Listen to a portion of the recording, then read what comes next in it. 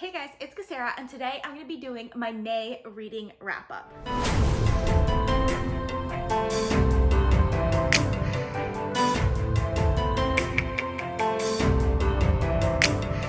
So this video is probably going to be shorter than my typical wrap-ups. I always say that though, and then it ends up being longer, but I'm pretty sure this time, because while I did finish 15 books in the month of May, only 5 of them were new books. So 10 of the books that I read in May were rereads, specifically of nostalgic books for me. And this is because at the end of April, I slipped into kind of a reading slump. And if I didn't start out May with rereads, I probably wouldn't have read anything at all in May. So I'm really glad that I did start out with rereads. And because of that, I was able to read a lot more than I expected to, and even started to read some new stuff towards the end of the month. But yeah, I still only read 5 new books in May. But like always, I'm going to start out with my reading stats for the month. And yes, I'm going to include the rereads in these stats because I wouldn't have stats otherwise. So for category, I ended up reading 10 fantasy books, 4 sci-fi books, and 1 romance novel. For age range, I ended up reading 5 adult books, 4 YA books, and 6 middle grade. For source, I ended up reading 10 books that I already owned, which I mean makes sense because these are books that I absolutely loved, especially my rereads. 4 books that were from the library, and 1 book from Audible. For medium, I read 6 hardcover books, 3 paperbacks, 1 ebook, and 5 audiobooks. This one actually surprises me because audiobooks tend to be like the majority of my reading, and I do want to say, like, when I switch between the audio and the physical book, I generally count it towards the physical book.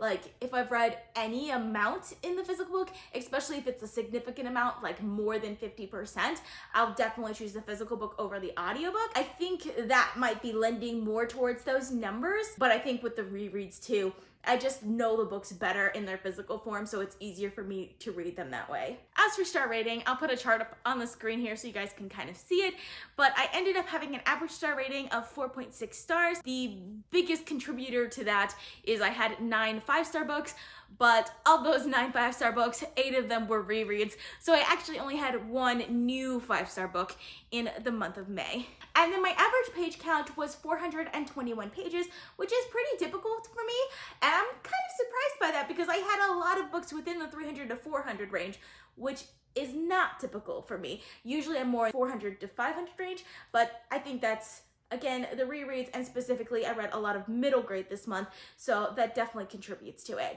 And then I typically do a lot of author chats, but since I read only 5 authors this month, I figured I'd just put a chart on the screen with the 5 authors that I read this month.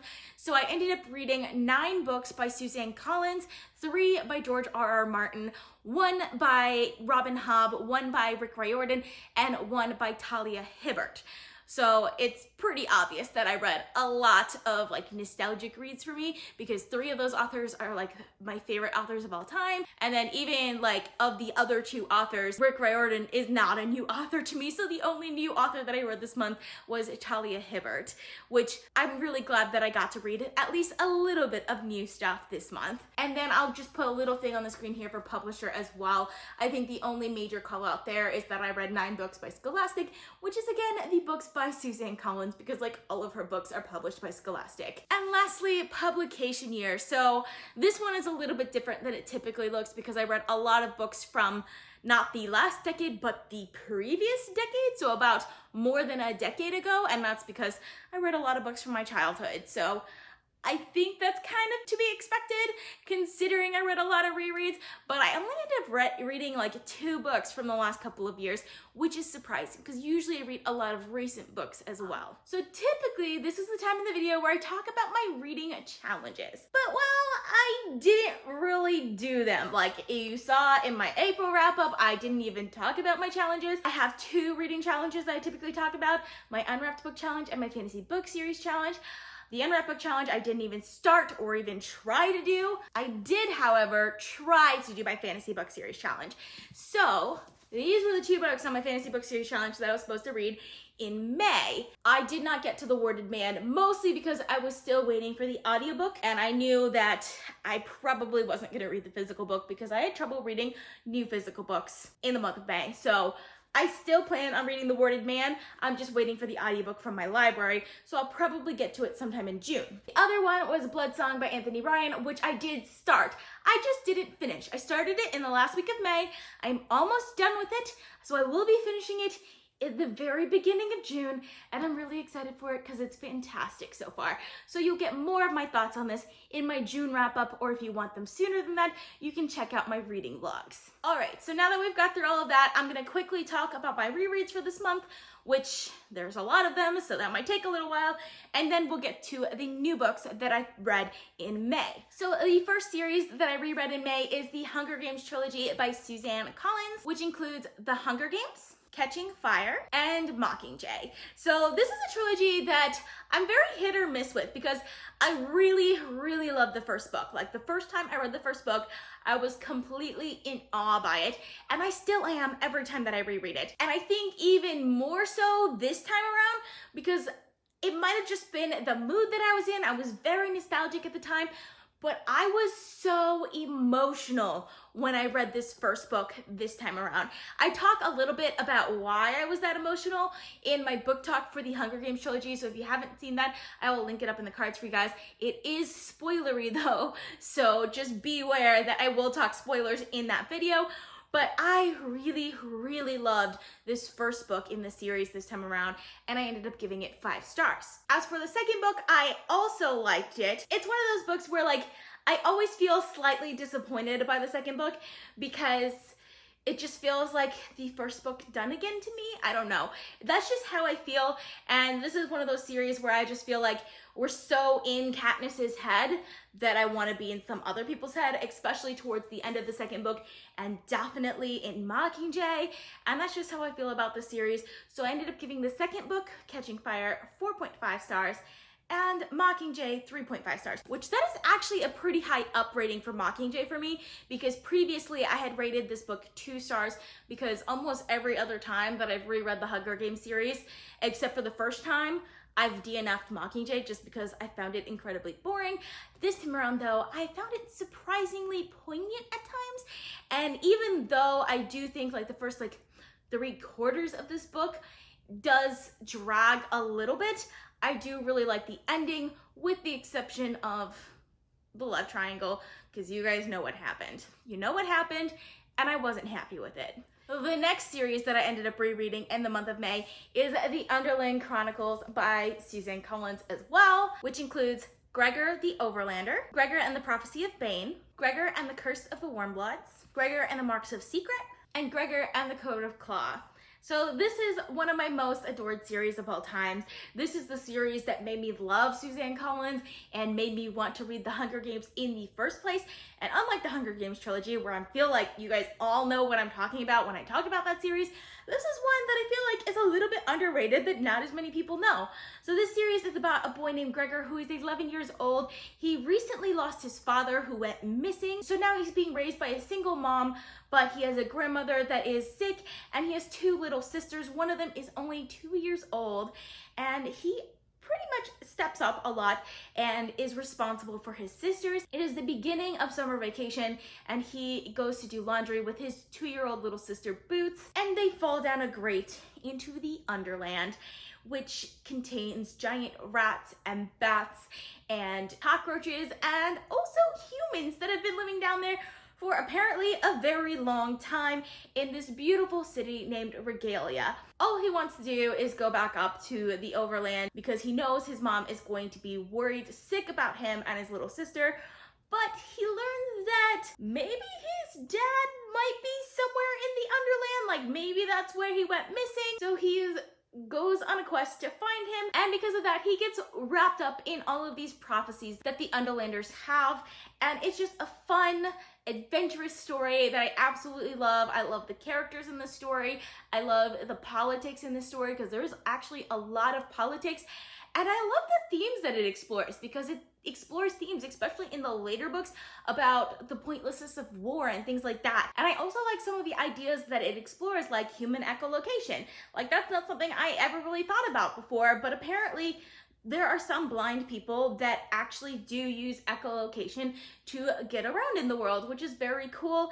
And I really enjoy that there's books like these out there that explore those types of things. This is one of like my most adored series of all time because it manages to put all of that into such short little books that are so fast-paced and fun to read. I just love it every time I reread this series. I think the first book is fantastic, especially the ending where Gregor really has to face his fears in a way that for some reason always seems to catch me off guard. Each subsequent book in this series is just better than the last book, and I absolutely love this series. If you like middle grade, I highly recommend this series because it is one of my favorite of all times, and it always seems to get me out of reading slumps and gets me reading again. So I will always be grateful to this series because of that. And the last series that I reread was the first two books in A Song of Ice and Fire by George R.R. Martin, which are A Game of Thrones and A Clash of Kings. This is, again, one of my favorite series of all time. I absolutely love it. It was one of the first kind of adult fantasy series, which really made me fall in love with specifically adult fantasy as opposed to YA or middle grade fantasy. I absolutely love this series. It has fantastic characters, fantastic complex situations that you would never imagine, and I love the plot of these books. It has so many twists and turns that are amazing with deep world building that I just absolutely love, like every second of the series, especially like these first three books. I'm currently reading the third book in this series, in case you were wondering. Like, I can't read these first two books without reading that third book because it's my favorite book in the entire series. But I will be doing book talks on these books very soon since I've recently reread them, so I'm not going to go super in depth here, but just know I absolutely love this series. And while I do think it's one of the harder series to read and don't necessarily think that this series is for everyone, it is one of my favorites of all time and I really, really enjoy it. So obviously I gave both of these books 5 stars. Okay, so those are all the rereads that I read in the month of May. So it is finally time to get to the new books that I've read in the month of May. There's only 5 of them, and I'm gonna start with the lowest rated book and work my way up to the highest rated book. So the first book that I'd like to talk about is Ballad of Songbirds and Snakes by Suzanne Collins, because if I read her other 8 books in this month, why not read the book that was actually coming out this month? So this is a prequel to the Hunger Games trilogy, and it's following President Snow when he was younger during the 10th Hunger Games, when he is mentoring Lucy Gray, who is the girl tribute from District 12. I really loved a lot of things about this book, and I was really bored by a lot of other things about this book. One thing I really loved about this book was the world building, and I think Suzanne Collins does a fantastic job of world building. The Hunger Games world in general, I think, is beautifully rendered, and no more so than in this book. I really liked seeing like the Hunger Games in its rawest format when it first started out, and kind of seeing how it got developed into what it was when Katniss was participating in the Hunger Games. So I really liked that aspect of it. I also really liked the complex politics that goes on in this book, because there is quite a bit of it. My issue with this book is the characters. I really had problems with the characters in this book.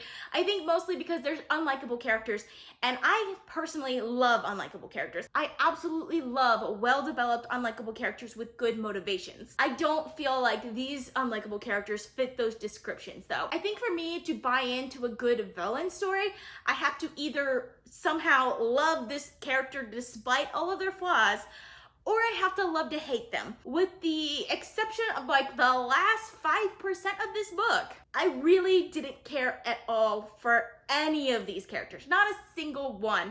And I think that really hurt my enjoyment of this book. That being said, I really, really loved the ending, like so much. I don't even know how I loved the ending as much as I did, but I really, really did. So because of that, I ended up rating it 3.75 stars. Before that, I was really headed more to the 2.5 to 2.75 star direction, but it bumped it up like a whole star rating for me because of how much I loved the ending, because that is basically what I was looking for the entire book long.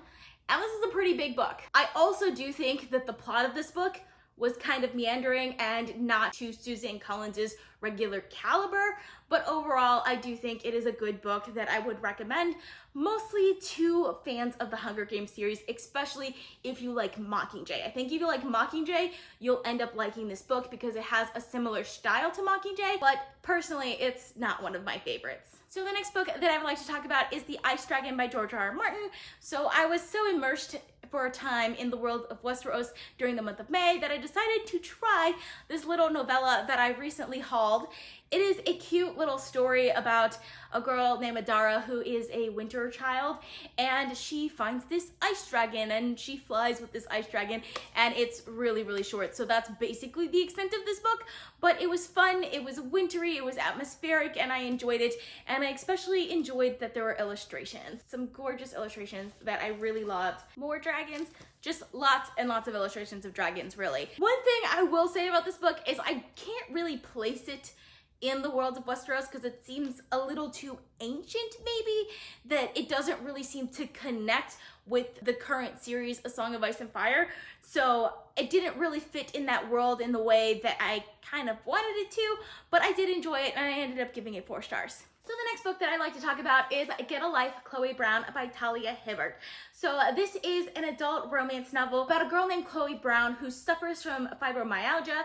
So she's constantly in pain, and because of that, she doesn't have the social life that she used to have, so she wants to get a life. So she creates this Get a Life list with a bunch of things that she wants to do in order to get her life back, and she tries and starts this list. And so she elicits the help of her superintendent, Redford Morgan, who is a handyman who has a motorcycle and tattoos. Well, it's an adult romance novel, so you can guess what happens.